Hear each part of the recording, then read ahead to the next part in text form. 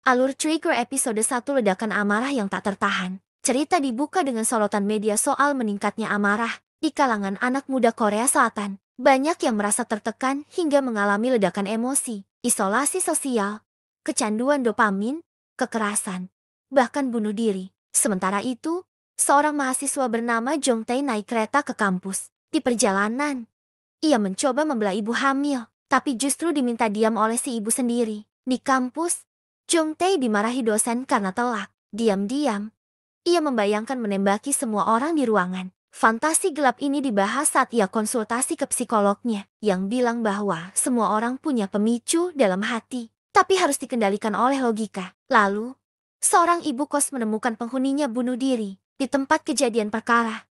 Ditemukan peluru dan senjata. Karena kasus ini tak biasa, detektif Seo memanggil Lidu, yang ahli soal amunisi militer. Temuan lebih banyak peluru bikin kasus makin misterius. Setelahnya, Lidu minum bareng temannya, Hyun Sik, yang menyarankan agar ia tak ikut campur kasus rumit ini. Mereka juga curhat tentang keluarga, termasuk anak perempuan Hyun Sik yang ingin tinggal sendiri. Hari berikutnya, rekan baru bernama petugas Chang bergabung dan ditugaskan di bawah bimbingan Lidu. Mereka menangani seorang ibu yang protes di depan kantor perusahaan. Anaknya tewas saat kerja berat dengan gaji rendah, dan perusahaan lepas tangan. Sementara itu, Jong Tae menghadapi masalah di rumah kos. Makanannya dicuri, tetangga bising, dan ia malah dipukuli saat menegur. Di kamarnya, ia nyaris menembak tetangga, tapi akhirnya menahan diri. Lalu, Lidu dan Jang menyelamatkan seorang sales wanita dari nyaris jadi korban pelecehan oleh pelaku kejahatan seksual yang tinggal sendiri dan dalam pengawasan elektronik. Aksinya berhasil menyelamatkan nyawa rekan kerja. Tapi di malam hari,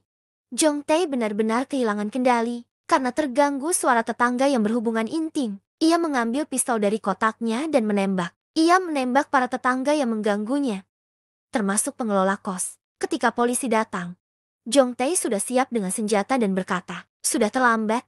Aku sudah menarik pelatuknya." Episode ditutup dengan ketegangan saat Lidu dan Jang mendekati lokasi kejadian.